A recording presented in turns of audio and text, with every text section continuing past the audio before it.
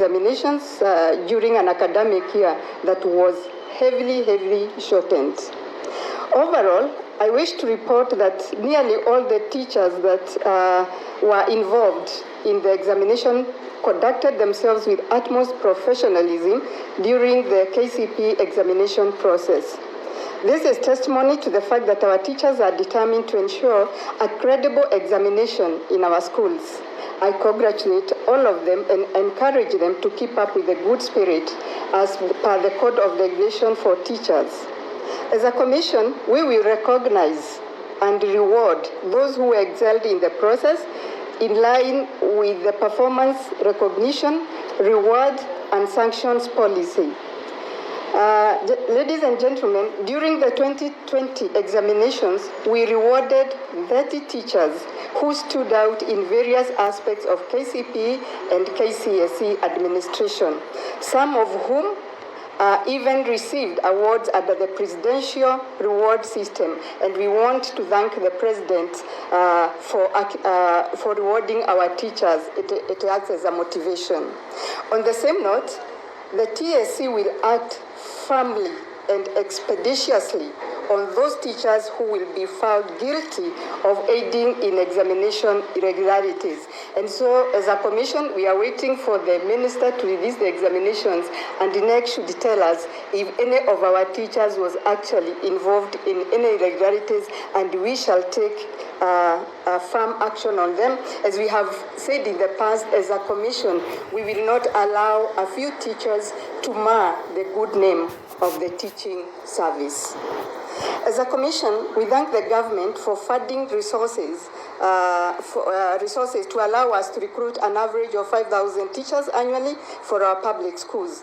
However, we still have a shortage of 114,581 teachers in primary and post-primary institutions due to the increased enrollment arising from the 100% transition policy and registration of new schools. Despite the shortage, the Commission continues to ensure prudent utilization of the existing teachers in both primary and secondary schools. From time to time, we have had to review staffing placements to ensure no part of our country is disadvantaged in terms of sharing the limited teaching resources. And in line with this, the Commission will shortly be asking our field officers to do a routine exercise of assessing their sub-counties to ensure that all schools have balanced teacher-to-learner ratios ahead of the start of the new academic calendar year.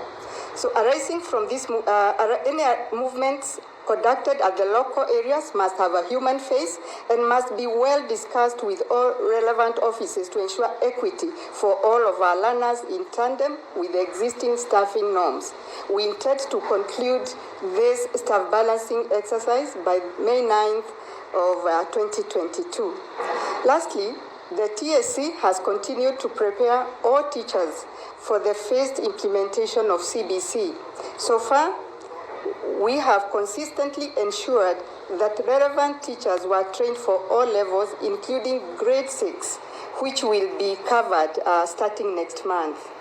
The total of teachers trained in CBC in the last 3 years is 292 teachers. I now wish to announce that the Commission has planned the training of 60,000 teachers in April for juniors, to prepare teachers for the junior secondary schools in CBC and competency-based assessment with effect from the 25th of April, immediately after the completion of the marking of the KCSE exams. The training will adopt a phased or cascade model of training that will start at the national level to the county and sub-county levels. Teachers will be trained in specific learning areas in languages, pure sciences, applied sciences, mathematics, humanities, and technical subjects. And the training will involve special needs education teachers. It will also involve private schools to prepare our teachers for junior secondary. In conclusion, I once again thank all our teachers for their selfless efforts in preparing the candidates for the KCPE examinations and wish them well as we continue with the